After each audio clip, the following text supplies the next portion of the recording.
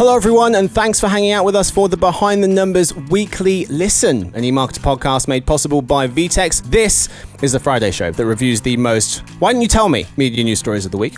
I'm your host Marcus Johnson. In today's show, a handful of bills to try and limit the power of big tech. That one's the most novel because it's arguably kind of addressing one of the ways that antitrust needs to be updated and modernized for the digital economy. Is short form audio next? How do you monetize it? Because in order for this to succeed, that's where it's eventually going to have to go. And I kind of get the comparison to short video, but it's not apples to apples. Google fined over the treatment of news publishers. They'd rather pay the fine and move on than adapt to whatever regulation is coming up in these individual areas. Why do we buy what we buy? Disney Plus subscriber growth hits the brakes. And how does the world get its caffeine?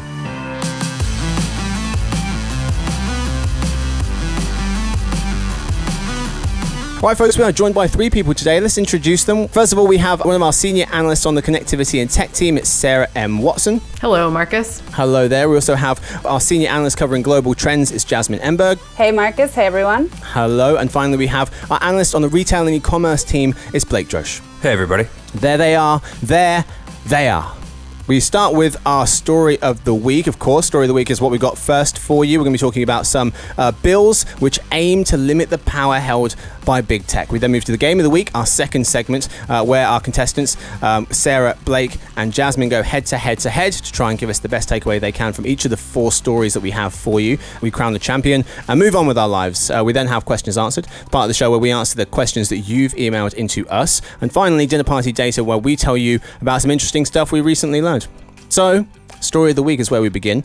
And we're talking about a couple of things here. So President Joe Biden signed an executive order recently telling the federal agencies, think the FTC, Federal Trade Commission, the FCC, the Federal Communications Commission, to more closely evaluate big tech companies when it comes to mergers and also their collection and use of personal data. Notes the New York Times. President Biden is even steering the FTC towards re-examining past mergers and acquisitions, notes insider intelligence analyst Nina Getson. US lawmakers have also introduced 5 bills which aim to limit the power held by big tech companies by preventing them from favoring their own products on their platforms and making their user data portable, things like that. The bills were drafted after a 16-month-long investigation into Amazon, Apple, Google, and Facebook, notes Cody Godwin of the BBC. So, let's talk about those 5 bills, folks. They've got names which you'll forget and will kind of confuse things. There's the American Choice and Innovation Online Act. There's the Merger Filing Fee. We won't worry about those. We're just going to tell you what each of the 5 do. So the first one, it prevents companies from manipulating marketplaces to promote their own products. The second one makes it harder for companies to buy and kill off competitors. The third one prohibits big tech monopolies from selling products in marketplaces they control. The fourth one makes it easier to leave a social media platform and take your data with you to a competitor, perhaps. And the final one, the fifth one, allows the Department of Justice, DOJ, and the FTC, it gives them the resources they need to police monopoly power at no cost to the taxpayer. So he's summarized in a BBC article. So we've got preventing companies from promoting their own products, preventing companies from killing off competitors, preventing companies from selling in their own marketplaces, preventing them from stopping you from taking your data, and also the final one, giving money to these government agencies. Sarah, I'll start with you. You cover this topic for us. Which of these bills interests you the most? So interests me the most, I think, is... well, that's a tough question. They're all interesting to me. All of them. Okay. Tell me. So I think most interesting is, the most novel is the ending platform monopoly one. That's the affecting whether Amazon can sell the house brand against other competitors on its own platform. And I think that one's the most novel because it's arguably kind of addressing one of the ways that antitrust needs to be updated and modernized for the digital economy. Like, platforms in the format that they exist now have not existed in the digital economy in this way. And so I think that really gets at the heart of why some of these bills are being proposed, and, you know, makes it probably one of the more likely ones to get some traction. It's also probably, because it's novel, probably one of the more contested ones. So it's hard to say whether it will gain the congressional support that it actually needs to get anywhere. How linked are these bills? If one of them gets kind of shot out of the sky, does it mean anything for the rest of them not making it to law? Because my next question was going to be, which of these do you think is most likely to actually pass for us to really take seriously? Yeah, so I definitely think that last one, the DOJ and FTC one, giving support and resources is very likely to pass. I think, we've talked about some of the reasons why enforcement hasn't happened in the past, and one of those reasons is resources and just having staff and research support and money to get things going. Yeah, staggering how few people are working on anti-competitive behavior at some of these agencies. Right.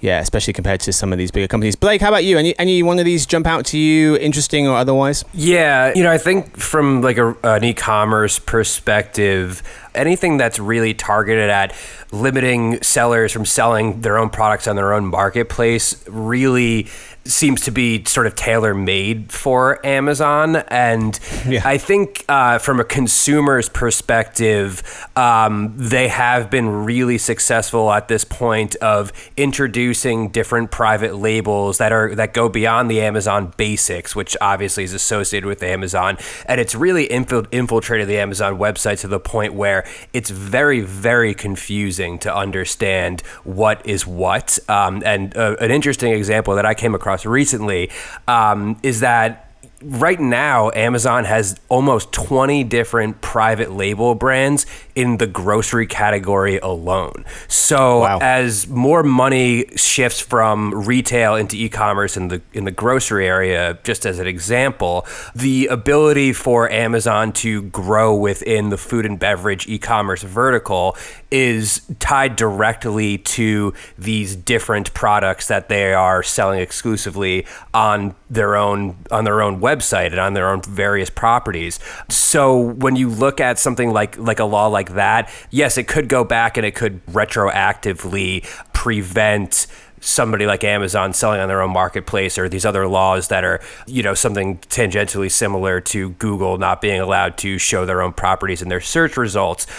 These are things that maybe it is unlikely, or at this point is going to be sort of a high mountain to climb for those things to retroactively be dismantled. But if there are laws put into place that are somewhat close to that, maybe coming short of a complete dismantling, it could stunt a lot of the future growth and the further anti-competitive motives for these companies. So I think that's just sort of one example that even if, like right now, it seems like there's sort of this wish list of everything in a perfect world in terms of like how to regulate big tech, even if none of it can go back and sort of fix these problems that we're already in, I think that there are instances in which there could be some sort of progress that can be made to sort of prevent these big tech companies from becoming even more of a monopoly. And I think that's what seems to be more realistic, and that's more what I'm interested in seeing going forward, rather than speculating that things are going to be retroactively broken down. Speaking of retroactively, Sarah, what are the chances that, so President Biden, as I mentioned, steering the FTC towards re-examining past mergers and acquisitions, what are the chances that actually, has some legs, that the government might actually break up some of these companies? Where do we stand on that at this point? Yeah, I mean, this is an interesting question because there's like the practicalities and the like technical infrastructure and the user experience, and then there's also the like legal basis and like the, is this a position that the FTC is in the right space to do? Obviously, the executive order is saying that, yes, this is in their remit to revisit and continue to revisit. And the FTC, has stated that is its job. It's never officially signed off on any merger. It's always holding the potential to revisit, which was, part of Facebook's contention is like, well, this happened and you signed off on it. And, that was ages ago. Right. So I do think there's something interesting on the kind of legal basis of revisiting these things. That being said, it's really hard to imagine by design unwinding these companies, especially from an infrastructure perspective. I think so much of the argument that Facebook has made is that, Instagram grew as much as it did because of the support and structural benefits that it got from scaling with Facebook. Right. So, that's hard. One of the things that's super interesting to me in all of this is how much consumers know or don't know whether these companies are related or not, and how much that has an impact on these arguments that, well, Facebook doesn't monopolize the social media landscape because TikTok exists or because Instagram exists. But if you consider, Facebook and Instagram being part of the same institution, obviously, there isn't a real choice for consumers to leave Facebook and go to Instagram instead, right? Yeah. So, and we look at, The Verge ran a survey in 2020, and only 38% of respondents knew that Facebook owns Instagram. Wow. Only 29% understood that Facebook owns WhatsApp. Wow. So it's still kind of not really in consumers' minds. Yeah. And I think that's where, government intervention is part of the equation, right? Like, consumers don't actually have a choice, and they also don't even know the potential exposure. And I think we got another glimpse of how little consumers actually know about how interconnected these companies are back earlier this year when WhatsApp updated its terms of service. I mean, nothing in that announcement was all that groundbreaking. Nothing was a major shift in what they had been doing previously. But because there was so much backlash, and that's just because people really didn't realize that every time they're sending a message on WhatsApp, they're using a Facebook service. And I know I don't, I work in social media. I talk and think about social media all the time. And when I'm posting something on Instagram, I'm not necessarily thinking that I'm using a Facebook service. So it's, the consumer aspect is so interesting in all of this, because I truly don't think that people really think about it on a daily basis, and really how much they take for granted a lot of the advantages that we have of having all of these services interconnected in the way that they are. Speaking about the consumer angle, Christopher Mims of the Wall Street Journal recently explored the question of what a tech breakup could mean for you, is in an early July article. In it, he questions, if tech companies do get broken up, will my iPhone really become less secure, as Apple has claimed? Would the selection we've grown accustomed to on Amazon shrink, as the company has intimated? Would Facebook being forced to sell off Instagram and WhatsApp break those services, as Facebook would have us believe? And would the quality of Google search be degraded by its inability to feature its own services, such as Google Maps and YouTube videos in its results? Or, as the company's critics would have it, will life be better for users, competitors, and society if all those things come to pass? Any thoughts? Any speculation from you folks on which path you think we'd actually head down if any of these companies were broken up? I mean, all of those arguments all feel a little straw man-y. Like threats? To me. Yeah. Well, and it's, the typical response to tech regulation, which is, you're going to stifle innovation, and that's, wouldn't want that to happen. And, ultimately what is going on here is that, we have acknowledged that, like, something about the internet digital economy is a little broken. It's like the fact that we have one company in each category dominating each thing is not a true market, right? Is not the consolidating nature of, the way that the internet has developed, has consolidating tendencies. And, I think the spirit of all of these interventions is to say, like, we're not so sure about that kind of consolidation and what the impacts actually are. And, what would it look like to actually have a freer, more competitive and fair marketplace? And, there are moments when sometimes intervention can address a market failure. And I think actually that's kind of what is behind all of this. Speaking of one dominant player in each one of these industries, the FTC's and 48 states' antitrust complaint against Facebook has been dismissed for now, notes Shirin Ghaffari of Recode, after a federal court recently threw it out. Filings from the U.S. District Court for the District of Columbia criticized the FTC's complaint against Facebook for containing, quote unquote, the naked allegation that Facebook has a dominant share of the market in the personal social networking industry.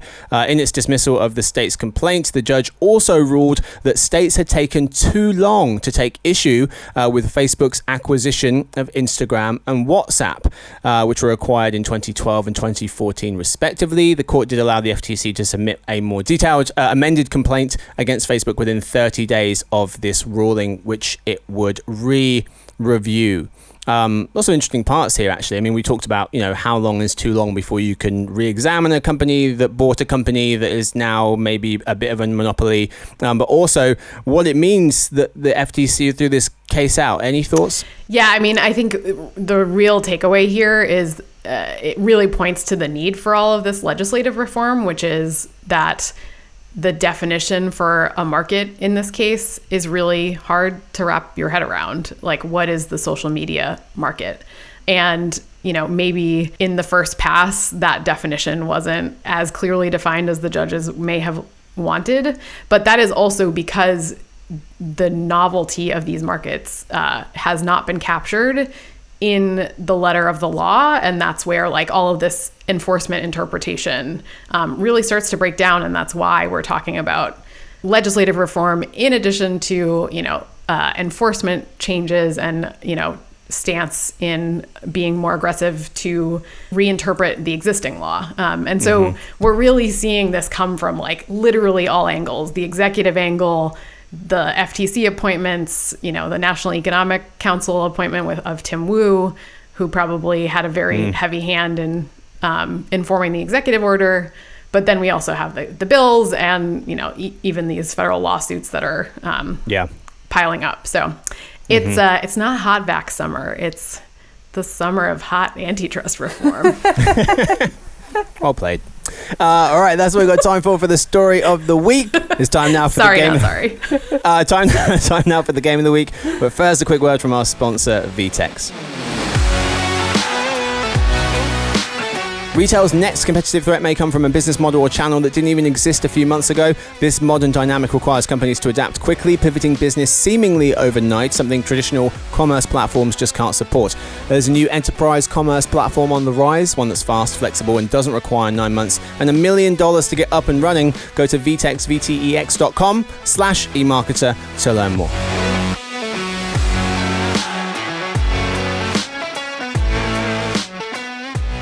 All right, folks, we are back. It's time now for the game of the week. Today's game, What's the Point?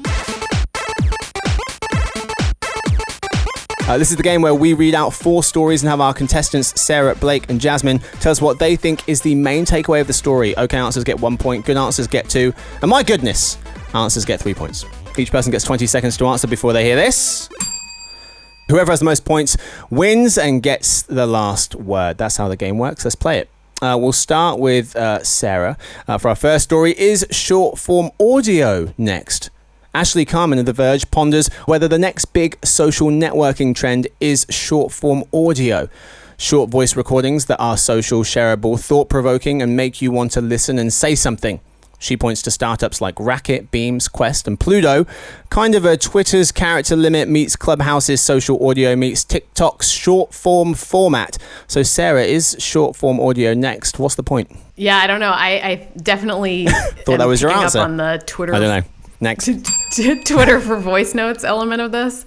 I'm super curious to see. I actually haven't had a chance to play around with any of these, but I'm really curious to see what type of content these are really suited for. Is it humor? Is it pithy observational takes? Is it weird audio snippets of environments?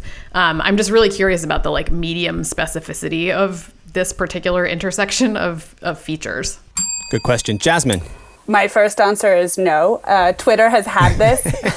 Twitter had this already last June. They introduced voice tweets. After the initial hype, I really haven't heard anything about it. But I think my big question here is, how do you monetize it? Because in order for this to succeed, that's where it's eventually going to have to go. And I kind of get the comparison to short video, but it's not apples to apples. They're two completely different experiences. And I think the visual aspect of short video is what makes it work and what makes it easily monetizable. And that's obviously not available on audio.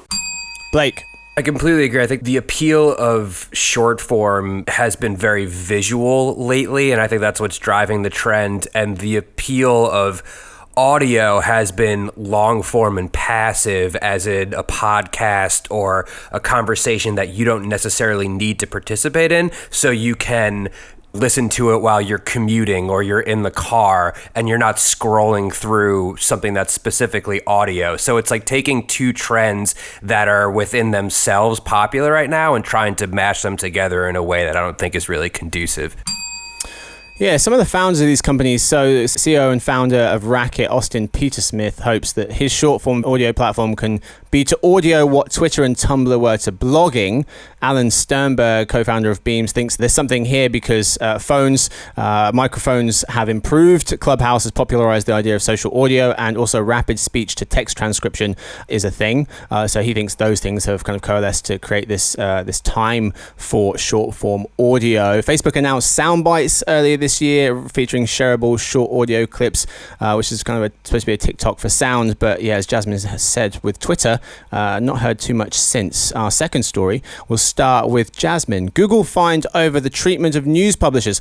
Google was recently fined nearly $600 million by France's competition authority for failing to negotiate, quote unquote, in good faith with news organizations over the use of their content, notes the BBC, with the regulator accusing Google of not taking the order to do so seriously. Last year, the French competition authority said Google had to negotiate with news organizations to show extracts of articles in search results, news, and other services.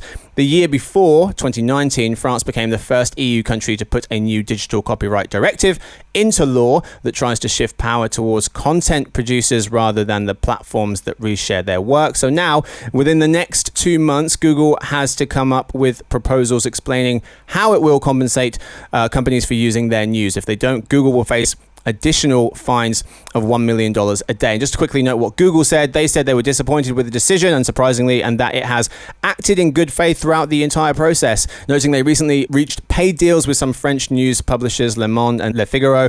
Google also said they were also about to finalize an agreement with the AFP. Jasmine, Google fined over the treatment of news publishers. What's the point? So I will preface this with the fact that I am no expert in this topic, but to me... She is. Listen to everything she says.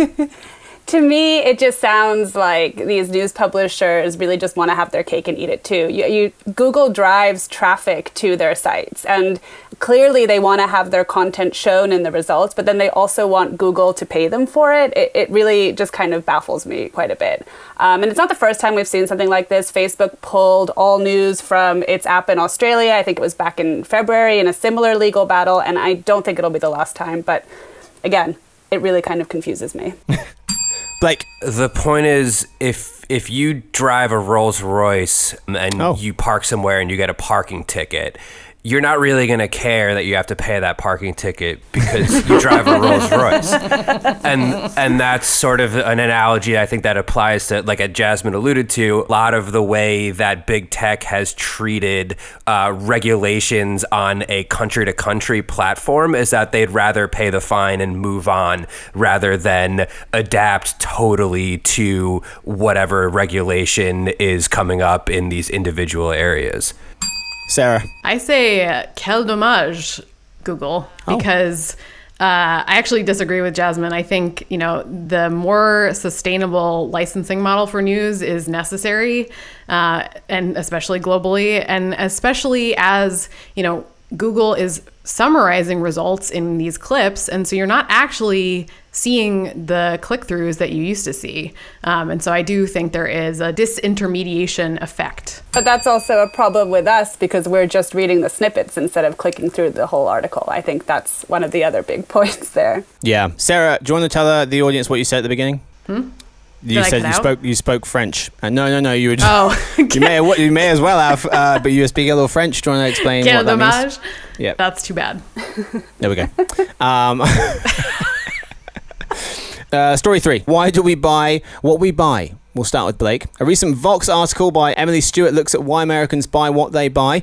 In it, she references Juliet Shaw, a sociologist at Boston College who has written books on consumerism. Miss Shaw, says that she tends to focus on the roles of work, inequality, and social pressures in determining what people buy and when. In her view, marketers have less to do with what we want than, say, neighbors, co-workers, or the people we follow on social media, explaining that American consumerism is also built on societal factors, often overlooked, as we have a social impetus to keep up with whoever our version of the Joneses is. For many folks, it's about consuming to and trying to keep up with their social position, even though it's experienced more as identity and natural desire. Miss Stewart writes that critics of advertising say it's just making people want stuff they don't need and doesn't have value to them. But many of the things that people desperately want are not particularly advertised. For example, people aren't buying houses because they saw a commercial for it. So Blake, why do we buy what we buy? What's the point? Yeah, the things that we consume them because it helps us build our identities, and we want to create these identities because we're afraid of dying. So the reason why people buy sneakers is because at the end of the day they're afraid of their own mortality. Next. And that's not me. That's the Dalai Lama who says that. So I'm just I'm just relaying here. The death Super drive. heavy for the Behind the Numbers podcast. I'm sorry, listeners. Trust Blake to take us there. So it's not. The Dalai Lama is the greatest marketer of all time. So he's got the It's answers. legit. Sarah, what you got for us? Please make it lighter. I found this article to be pretty interesting. I was kind of interested in the fact that it was super focused on American consumerism because, I think you are seeing the same phenomenon across the globe, especially, in markets like China where, luxury goods are in really high demand, even more so than arguably the States. I don't think this is just an American phenomenon. Jasmine. I mean, the article gave a perfect explanation for why influencer marketing has become so powerful. I mean, it's basically word of mouth marketing 2.0. People who follow influencers don't tend to see them as advertising products, but rather as friends or acquaintances who are in their social circles and who are just recommending products that they love to those people. So it taps into that same logic of reference groups and how that defines what people buy and what they spend their money on. We move to our final round. Disney Plus subscriber growth hits the brakes. Casey Ifinyi of Fast Company writes that Disney Plus's subscriber growth in North America appears to have plateaued after internal data obtained by The Information shows Disney's streaming service hit 110 million subscribers, up from 6 million since the end of March. That's total. However, in North America, Disney Plus subscribers reached 38 million. That's just 1 million more than about 5 months ago. So Disney Plus subscriber growth hitting the brakes. Let's start with Sarah. What's the point? So Belle has been in the castle for the entire pandemic. Oh. And, she has this huge library in the castle. It's great. But, she's been stuck watching Disney with the Beast and, she's started talking to the furniture. So I think she's done streaming. Was that what that movie was about? Very good. Jasmine. I was going to say something similar, but not quite as eloquently. But I think of Disney Plus as sort of similar to Amazon Prime Video in that it's a gateway into like the larger Walt Disney Company ecosystem. Again, it saw so much growth during the pandemic for all of the reasons that Sarah just so nicely put out for us. But and I'm not surprised really to see it slowing down now that things are returning to normal and Belle is free from the castle.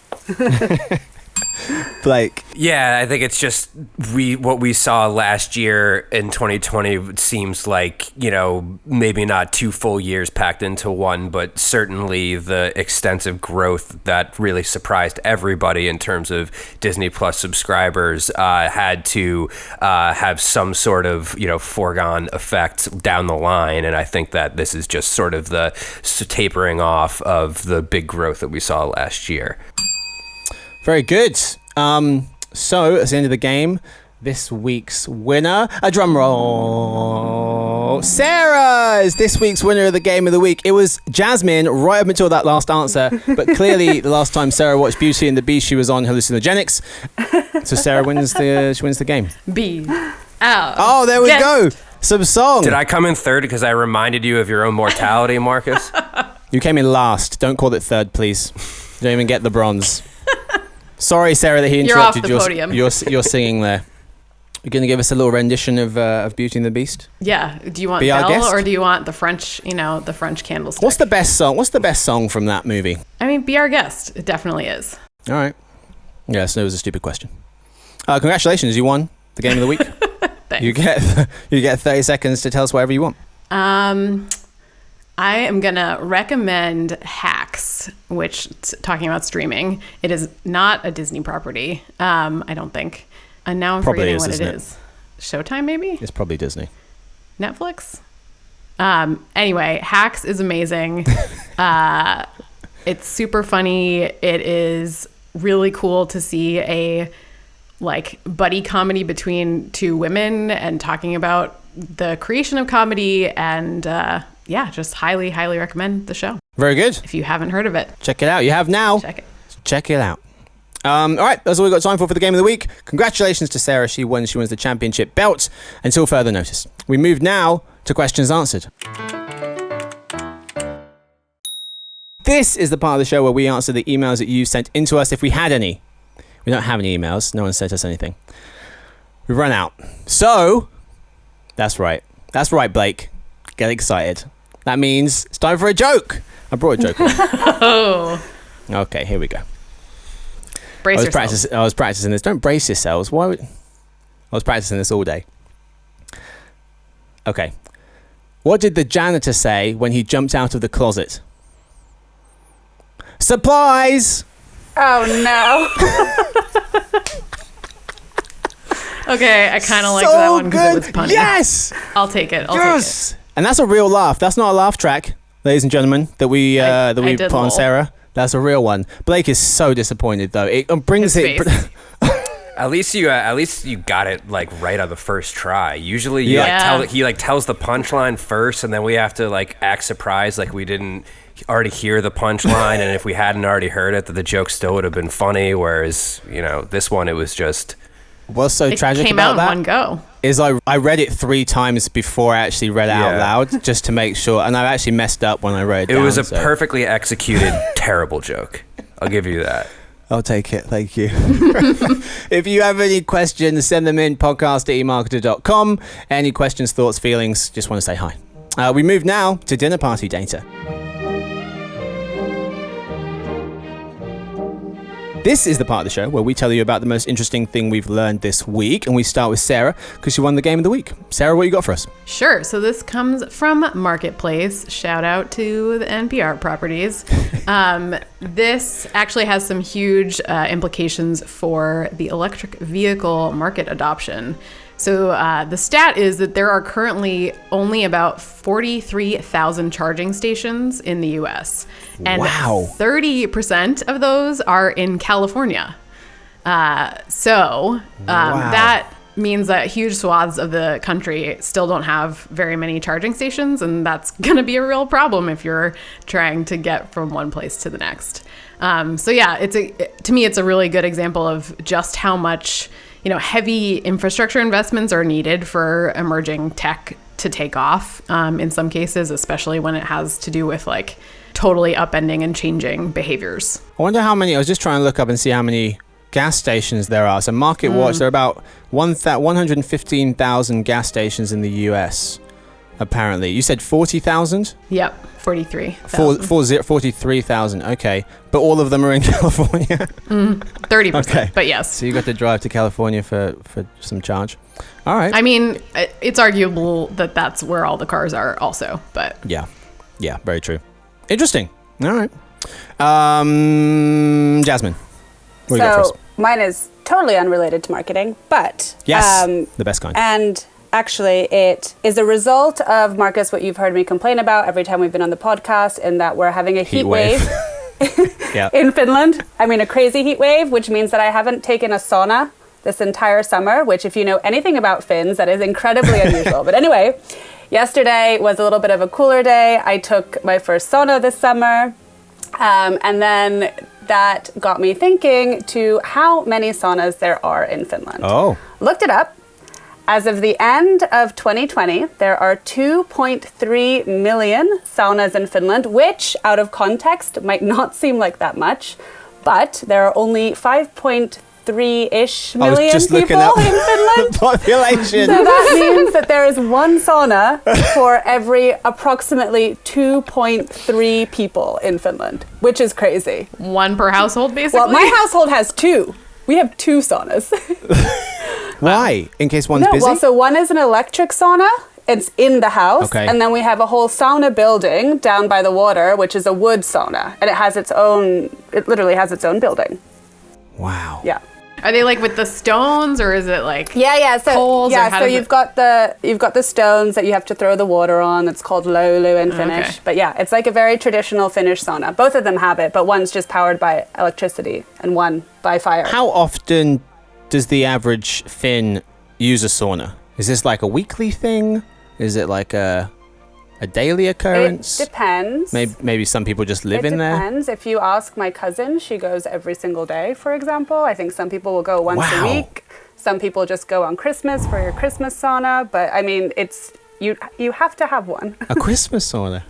Going to Finland for Christmas could you this use year. it as a podcast recording studio? I'll try next time. I'll let you know how it goes. Or maybe you'd have steam in the background and be like, Well, I wouldn't turn it on. Yeah, we'd be like, Jasmine, she's blacked out from the heat. Very good. Blake, what you got for us, mate? I've got a survey from Civic Science that was conducted this month that asked about people's favorite ice cream topping. Yes, finally. So yeah, I'm talk back about with it. the food statistics, which I find to be the most riveting. So they asked U.S. respondents what their favorite ice cream topping was, and the number one answer, 33%, said fudge. Wow. yes. And then Really? Okay. I was surprised by that too.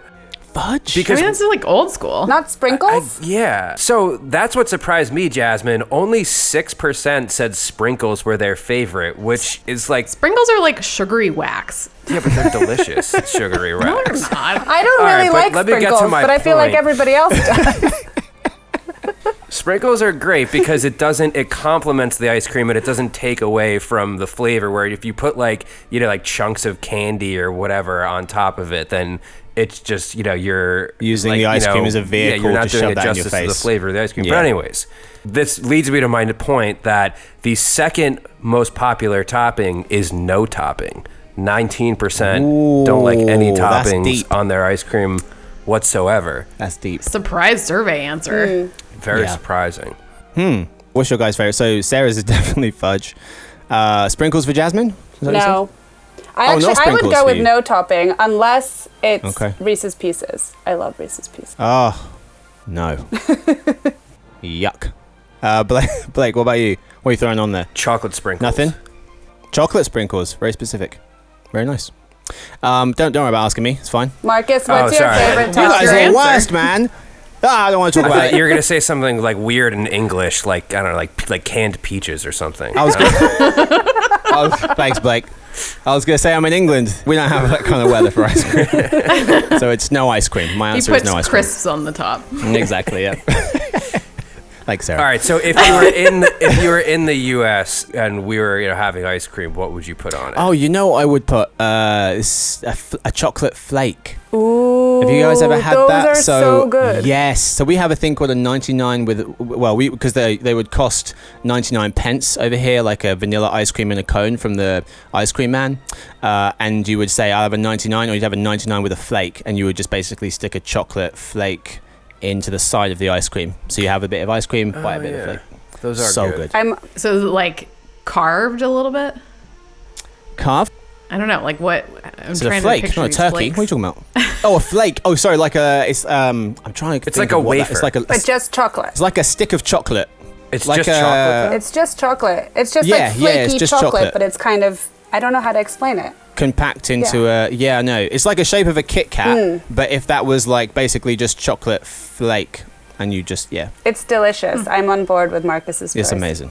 Yes, yes. All right. In New England, Can I just say, we call You can them do. Jimmy's, not sprinkles. But in Really? Singapore, they called it chocolate rice, and I thought that was hilarious. That is hilarious. To give Civic Science its credit, it did say sprinkles / Jimmy's. So Okay. this did include the people Very of nice. New England. They Why got did you their omit say. that fact? Because that's very important categorization detail. Just because I'm, Would I'm a people New in New Yorker. England there we go. Would people in New England see sprinkles and go, "What the hell are they?" Why would they Yes. need to put both on the survey? You've gone too far, Civic For Science. You've done too much. representation. Yeah, that's fair. I've got 2 ones for you. 2 real quick ones for you. The first one, more people waste their gym memberships than you think. As folks likely know, gyms make most of their money from people who pay for a membership and don't go. But can you guess how many people do that? According to university hospitals, it's 67%. And Oh, I that was gonna number go is higher. even higher. I'm going to go higher. It's even higher among people who sign up in the New Year's rush around January, of course. Really? I thought that was staggeringly high. That's the business model, baby. Yeah, 33% of people are actually using something they pay for. All right, next one I got for you. Final one, caffeine facts. So a couple for you. 64% of American adults consume coffee every day, according to Reuters and the NCA. I believe that's National Coffee Association, but I have no idea. Drinking an average, it would make sense. Drinking an average of 3 cups a day, that's from E-Imports. And nearly 4 out of 5 Americans prepare their coffee at home, according to Reuters. I thought that was quite high. Huge market for the coffee shops out there to get some of that action. Coffee is produced by 25 million farmers in 50 countries all over the globe. Coffee is second only to oil when it comes to the most traded commodities. There was a really good most purchased caffeine beverages by country graphic in Visual Capitalist. The data came from Euromonitor. They did a study into the caffeine consumption of 57 countries, and they found some pretty interesting things. So in the US, soft drinks make up 50% of caffeine consumed, and it's coffee 30 to 35%, and then tea 15 to 20%. New Yorkers drink coffee at a rate 7 times higher than the national average. I'm not surprised. Yep. But Jasmine, we were talking about this. In Finland, it's even more. People drink the most coffee per capita in Finland by a long shot. It's true. Turkey, Ireland, and the UK are the top 3 tea consuming countries per capita. Mexico is the world's biggest consumer of Coca-Cola per capita. Brazil is, interestingly, the only South American country that prefers coffee to soda for its caffeine. The only one in South America that prefers coffee to soda is Brazil. That's most likely because they're also the world's largest producer and exporter of coffee, making around 40% of all the coffee on the planet Earth. A few others for you. South Korea is the only tracked country in Asia that prefers coffee to tea. Japan's tea consumption is perfectly split between brewed and bottled ready-to-drink tea. And finally, Kenya is both the largest exporter of black tea, and as a share of caffeinated drinks consumed in the country, tea accounts for about 90%. Couple of caffeine facts for you. All those vending machines in Japan, they're the best. Vending machine. The bottled ready-to-drink tea. Mm-hmm. Very nice. Tea on the go. Blake, I'm just no comments about instant coffee. Just waiting for it. I mean, like, I'm an instant coffee drinker, and Blake always makes fun of me, so I was just. I feel like Just waiting for the- I've said all I have to say about. Wait, instant like coffee the on this granules? podcast. Yeah, like so. I used to see Marcus in don't, the office Sarah. at like later in the day, like 4:00, and I was like, oh, this is Marcus. He's a proper English gentleman, getting himself a cup of black tea. And then after like a few months, I realized that he wasn't brewing tea; he was making instant coffee. Yeah. And that was the day I lost all Is this like respect the for Marcus. 1950s? Sarah, or what you do? I thought we were for Blake's like, I've got nothing else to say on the matter, Marcus. Sarah's like, move over. I got some things. Got some thoughts for you, Johnson. Thank you, Sarah, for that. Yeah, lots of people drink instant coffee. I might have In made an that up. emergency. Let's. Yeah. No, not in an in emergency. the event of a nuclear, Exactly. when you're forced underground. Is that instant coffee? I was desperate. Bring That's the all we got data, time- Marcus, next time. Bring the data.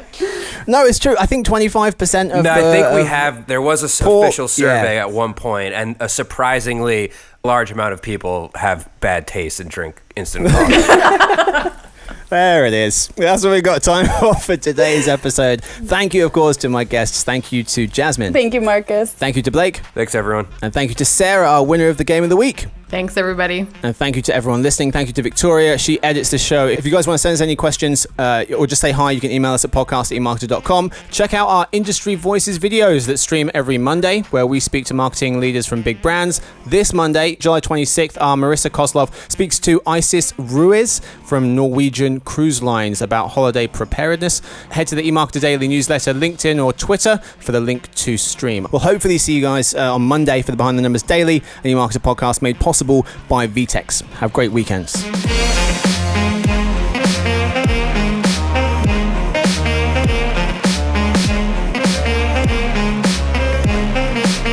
I'm ready for next time. Awesome, terrific, yeah. And I will win. You was this close. Honestly, I was like, I'm just going to give the game to Jasmine. She's killing it. And then at the end, Sarah deserved it. It was tough. That last That answer was tough. killed it.